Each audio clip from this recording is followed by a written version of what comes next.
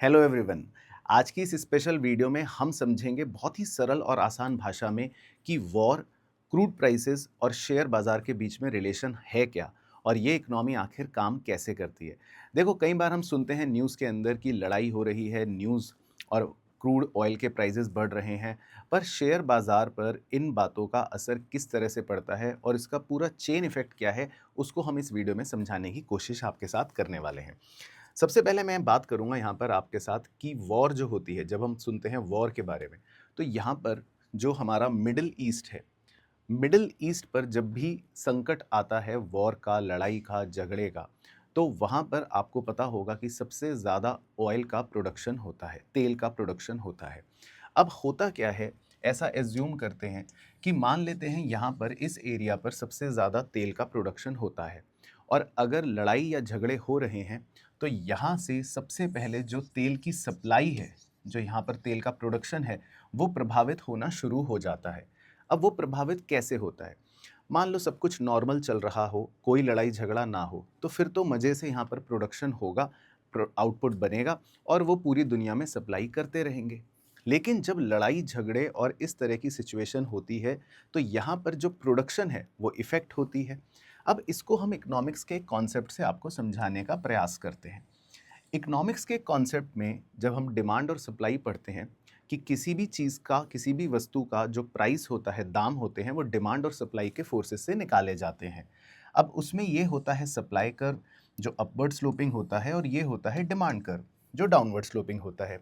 इसी तरह तेल, क्रूड ऑयल, उसकी भी सप्लाई होती है, यानी प्रोडक्शन होता है और सप्लायर उसको बेचना चाहता है और उसके भी कंज्यूमर्स होते हैं जो उसको खरीदना चाहते हैं और डिमांड करते हैं। और जहाँ पर भी ये सप्लाई और डिमांड इंटरसेक्ट करती है, वहाँ से हमें पता लग जाता है कि भाई इसका प्राइस क्या रहेगा। तो एज्यूम कर लेते हैं कि क्रूड ऑयल, ऐसी कुछ भी बोल लेता हूँ, मान लेते हैं 70 डॉलर का है। अब जब जैसे ही वॉर सिचुएशंस क्रिएट होती है या टेंशन सिचुएशन क्रिएट होती है, यानी कि सिंपल भाषा में इस एरिया में जो तेल का प्रोडक्शन हो रहा है, अगर वो प्रभावित होना शुरू हो जाता है, वर्कर्स छुट्टियों पर जा रहे हैं या किसी भी रीज़न की वजह से जो प्रोडक्शन रोज़ होती थी वो कम हो गई, तो धीरे धीरे क्या होगा कि सप्लाई जो है वो कम होना शुरू हो जाती है। तो प्रोडक्शन कम होने की वजह से तेल की सप्लाई कम होना शुरू हो जाती है।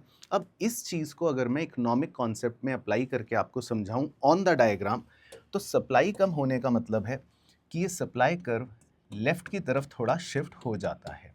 यानी कि जो सप्लाई पहले थी, वो सप्लाई अब नहीं रह पाती और ये सप्लाई कर्व पीछे की तरफ यानी लेफ़्ट की तरफ भाग जाता है, कम हो जाती है सप्लाई।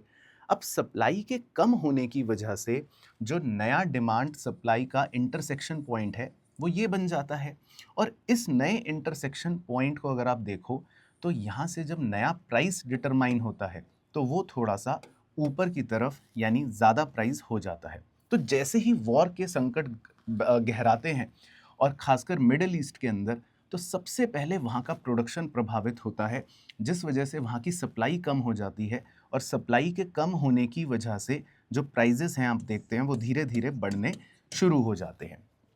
तो ये प्राइजेस मैंने सिर्फ इंटरप्रिटेशन के लिए लिए हैं, ये रियल टाइम प्राइजेस नहीं है, जस्ट फॉर द इलस्ट्रेशन मैंने यूज़ करा है। तो जैसे ही वॉर सिचुएशन में सबसे पहले मिडिल ईस्ट में कुछ भी होता है, तो वहाँ की सप्लाई कम होने की वजह से इस तरह से क्रूड ऑयल के दाम बढ़ने शुरू हो जाते हैं।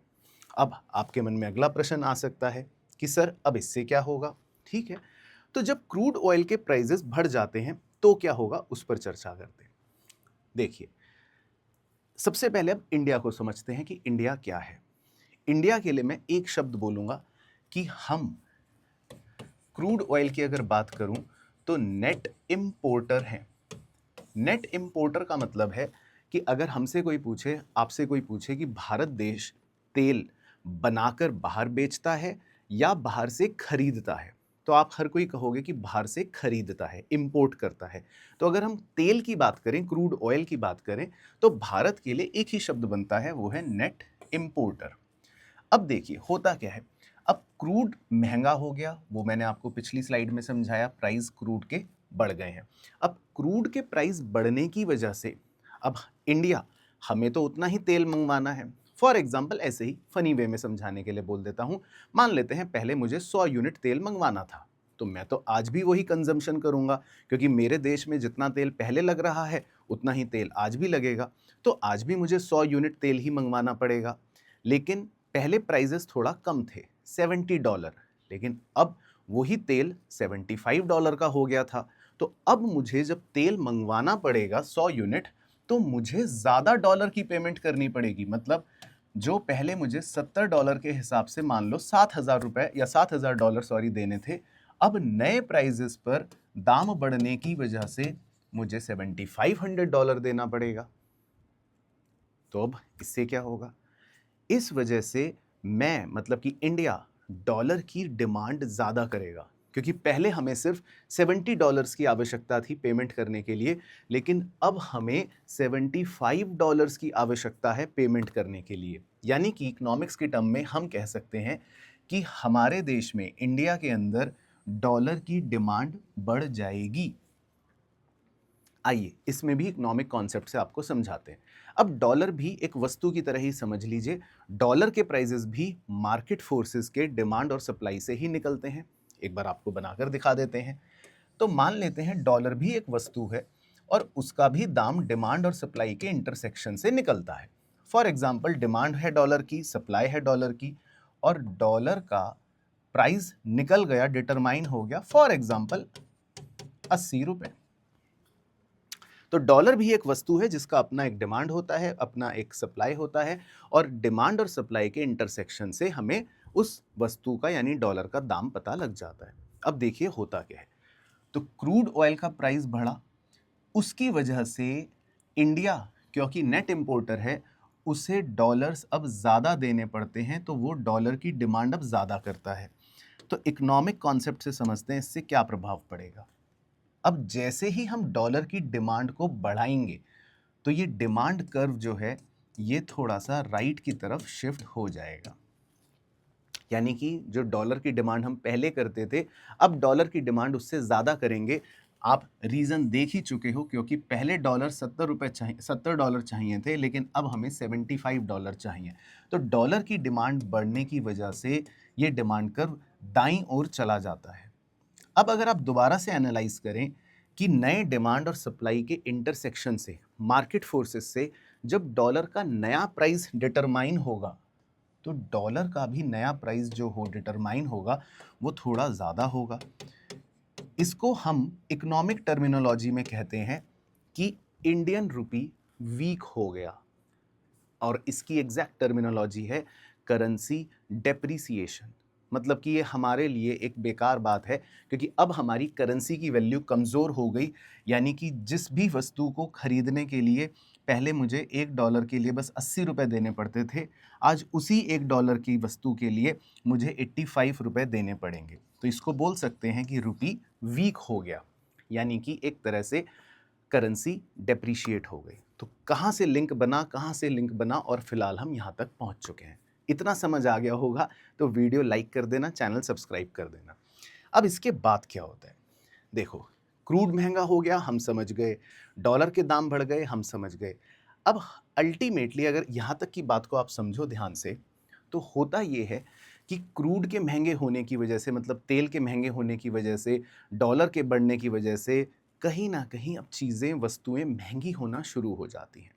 जिन भी चीज़ों में तेल की आवश्यकता है, अब वो तेल वाली चीज़ें तो ऑटोमेटिकली महंगी होनी शुरू हो जाती हैं। तो इन जनरल आम तौर पे हम कह सकते हैं इसको एक इन्फ्लेशन, यानी कि महंगाई थोड़ा थोड़ा बढ़नी शुरू हो जाती है, यानी कि हर चीज़ महंगी होना शुरू हो जाती है। अब जब चीज़ें महंगी होना शुरू हो जाती हैं, इसको इकोनॉमिक टर्मिनोलॉजी में बोलते हैं inflationary situation in the country. तो ऐसे में जो देश की सरकार है या मॉनेटरी पॉलिसी बनाने वाला आरबीआई है, वो कुछ महीनों में कोई ना कोई एक्शन अवश्य लेता है। और इन्फ्लेशन को कम करने के लिए आरबीआई की अगर मैं बात करूं, रिजर्व बैंक ऑफ इंडिया की, वो जो मॉनेटरी एक्शन लेता है वो सबसे पहले लेता है कि वो बैंक रेट्स या अलग अलग जो भी रेट्स हैं उनको इंक्रीज कर देता है। बैंक रेट इंक्रीज करने के पीछे एक सिंपल सा लॉजिक होता है कि अब लोन लेना महंगा हो जाएगा। पहले आपको आसानी से कम ब्याज दर पर लोन मिल जाता था, लेकिन अब वही लोन लेने के लिए आपको ज़्यादा पैसे, ज़्यादा ब्याज देना पड़ेगा। तो कहीं न कहीं ये डीमोटिवेट करता है लोगों को, अब वो लोन कम लेते हैं। लोन कम लेंगे तो ऑब्वियसली जो महँगाई बढ़ी हुई है, जो खर्चे बढ़े हुए हैं लोगों के, वो धीरे-धीरे कम हो जाते हैं। इन सिंपल इकोनॉमिक टर्म्स लोगों की डिमांड कम होनी शुरू हो जाती है और जब भी इकोनॉमिक्स में किसी चीज़ की डिमांड कम होती है, तो ऑटोमैटिकली प्राइसेस भी या इन्फ्लेशन भी कम होना शुरू हो जाता है। तो ये एक चेन इफ़ेक्ट है। आरबीआई जैसे ही देखता है कि देश में महँगाई बढ़ेगी, तो वो अपने रेट्स को बढ़ाना शुरू कर देगा और रेट्स के बढ़ाने की वजह से जो मैं आपको अल्टीमेट चीज़ समझाना चाहता हूँ, रेट्स के बढ़ने की वजह से लोन लेना महँगा हो जाएगा, लोग कम लोन कम लेंगे, डिमांड कम होगी, लोग खर्चे कम करेंगे और जब खर्चे कम करेंगे तो कहीं न कहीं जो कंपनीज़ हैं, उनकी ना प्रॉफ़िटेबिलिटी पर फ़र्क पड़ता है और कंपनियों की भी ग्रोथ जो है थोड़ा स्लो होनी शुरू हो जाती है। क्योंकि अब उनके प्रोडक्ट बिकेंगे नहीं, लोग खरीदना नहीं चाहेंगे और खरीदना भी चाहेंगे तो ज़्यादा महँगे पे नहीं खरीदना चाहेंगे, कम दामों पर खरीदना चाहेंगे। तो अल्टीमेटली इकोनॉमी में जो प्रभाव पड़ा हमारे, वो असर कंपनियों तक पहुँच ही जाता है और जब कंपनियों तक वो असर पहुँचता है, तो जितनी भी कंपनियों के आप कह सकते हो शेयर बाज़ार पे लिस्टेड हैं, उन कंपनियों पर भी फिर दबाव बनना शुरू होता है। इन्वेस्टर्स को लगता है, सबको लगता है कि यार ये कंपनियों का जब प्रॉफ़िट ही कम होगा, तो अब इनके फिर शेयर दाम भी ऑटोमैटिकली मार्केट डिमांड सप्लाई की वजह से कहीं न कहीं नीचे जाना शुरू हो जाते हैं। तो ये एक चेन इफ़ेक्ट बन गया कि कहाँ से लड़ाई से काम शुरू हुआ, जिसका प्रभाव क्रूड ऑयल पर पड़ा, जिसका प्रभाव इंडियन इकोनॉमी पर कैसे पड़ा, जिसका प्रभाव डॉलर के रेट पर कैसे पड़ा और कहीं न कहीं इसका प्रभाव हमारे देश की महँगाई, देन आफ्टर इफ़ेक्ट आरबीआई जो करता है और फिर कंपनियों के स्टॉक प्राइसेस पर पड़ना शुरू हो जाता है। लेकिन एक कितनी फास्ट तरीके से होता है कि फ्रैक्शन ऑफ सेकंड में जैसे ही कोई वॉर न्यूज़ या कोई टेंशन आती है, तो ये इफ़ेक्ट्स इमीडिएटली हमको दिखना शुरू हो जाते हैं। पर इसके पीछे जो स्ट्रक्चर्ड आप कह सकते हो चेन इफ़ेक्ट्स हैं, वो इस तरह से काम करते हैं। अब जब इतनी हमने डिस्कशन कर ली, तो 2 इंटरेस्टिंग बातें आपको बताता हूँ। इस तरह की सिचुएशन में ऑब्वियसली कुछ चीज़ें इंपॉर्टेंट हैं, जो एज़ एन इन्वेस्टर आपको पता होनी चाहिए। ऑब्वियसली इसका प्रभाव भी पड़ता है। अगर हम इंडियन स्टॉक मार्केट की बात करें, तो कुछ सेक्टर्स पर इसका प्रभाव पड़ता है, चाहे वो तेल से रिलेटेड सेक्टर्स हों, चाहे वो सामान ट्रांसपोर्ट से रिलेटेड सेक्टर हों, क्योंकि जिसमें भी तेल यूज़ होता है, तो इन पर थोड़ा-सा कहीं न कहीं एक नेगेटिव इम्पैक्ट ज़्यादा पड़ता है। लेकिन ऑब्वियसली कुछ कंपनियों को, कुछ सेक्टर्स को इसमें फ़ायदा भी मिल सकता है, चाहे वो ऑयल एक्सप्लोरेशन कंपनी हो, ऑयल मार्केटिंग कंपनियाँ हों, क्योंकि तेल की डिमांड बढ़ी, तो इनके मज़े आ जाते हैं और वॉर सिचुएशन है, तो डिफेंस गुड्स वाली कंपनियाँ, इनको भी थोड़ा-सा मज़ा मिल जाता है। तो हर सेक्टर पर इसका प्रभाव कुछ ना कुछ पड़ सकता है, वो एज़ एन इन्वेस्टर आपको समझना ज़रूरी होता है। पर मैं वीडियो एंड करने से पहले चाहूँगा, अपनी तरफ से कुछ चीज़ें आपको ज़रूर बता दूँ कि एज़ एन इन्वेस्टर या as a trader, market war की वजह से नहीं गिरता। मार्केट को पसंद नहीं है सिर्फ़ एक चीज़, वो होती है अनसर्टेनिटी। यानी कि लैक ऑफ क्लैरिटी। अब जिस दिन डायरेक्शन क्लियर हो जाती है कि हाँ, या तो वॉर चलेगा, ये पता लग गया, या वॉर रुकेगा, ये पता लग गया, तो जब भी सर्टेनिटी होती है, तो स्टॉक मार्केट्स रिकवर करना शुरू कर जाते हैं, क्योंकि फिर हर व्यक्ति अपने-अपने हिसाब से प्लान कर पाता है।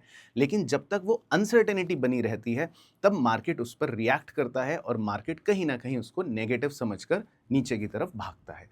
लेकिन हाँ, एज़ एन इन्वेस्टर मैं आपको बस ये बोलना चाहूँगा कि इन सब सिचुएशंस में सबसे पहली चीज़ है कि आपको न्यूज़ पर इमीडिएट रिएक्शन देने की ज़रूरत नहीं है कि किसी भी न्यूज़ पर आप सोचें कि चलो अब मैं सारा पैसा विथड्रॉ कर लेता हूँ या मैं एग्ज़िट कर लेता हूँ। ऐसा कुछ भी नहीं है। आपको एक स्ट्रक्चरल ट्रेंड समझना ज़रूरी है और अगर आप थोड़े से इन्वेस्टर हो या ट्रेडर हो जो इकोनॉमिक न्यूज़ जानते हो, समझते हो, तो आपको यहाँ पर क्रूड ऑयल और इंडियन रुपी का जो यूएस डॉलर का रेट है, उसको ट्रैक करना इम्पॉर्टेंट रहेगा, क्योंकि उसके बिहेवियर से आप समझ पाओगे जो हमने इस वीडियो में शुरू में डिस्कस करा कि क्रूड ऑयल का रेट बढ़ रहा है क्या, क्रूड की सप्लाई कितनी प्रभावित हो रही है, डॉलर का रेट बढ़ रहा है क्या, या डॉलर की डिमांड कितनी प्रभावित हो रही है। वो चीज़ आपको हेल्प करेगी थोड़ा सा प्रिडिक्ट करने में। बाकी सेक्टर रोटेशन समझना ज़रूरी है कि किन सेक्टरों पर अच्छा या किन सेक्टरों पर बुरा प्रभाव पड़ेगा। But on and whole as an investor आपको यही बोलना चाहूँगा कि आप जब भी कोई नेगेटिव न्यूज़ आती है, मार्केट नीचे जाता है, कोई डिप आता है, तो वहाँ पर आप एक स्मॉल अमाउंट इन्वेस्ट कर सकते हैं। लॉन्ग टर्म नज़रिए से अगर हम देखें तो इट इज़ एन अपॉर्चुनिटी। तो आई होप इस वीडियो से आपको कुछ ना कुछ वैल्यू इनसाइट ज़रूर मिला होगा। मुझे कमेंट करके बताना कि क्या आपने इस वीडियो से लर्निंग ली, और पूरी वीडियो अगर अच्छी लगी हो तो अपने सभी दोस्तों के साथ इसको ज़रूर शेयर करना। फाइनेंशियल लिटरेसी तो बढ़ेगी ही बढ़ेगी और अच्छा ज्ञान भी इसमें आपको मिलने वाला है। बाकी ऐसी और वीडियोज़ के लिए चैनल को सब्सक्राइब ज़रूर कर लेना। मिलता हूँ नेक्स्ट वीडियो में।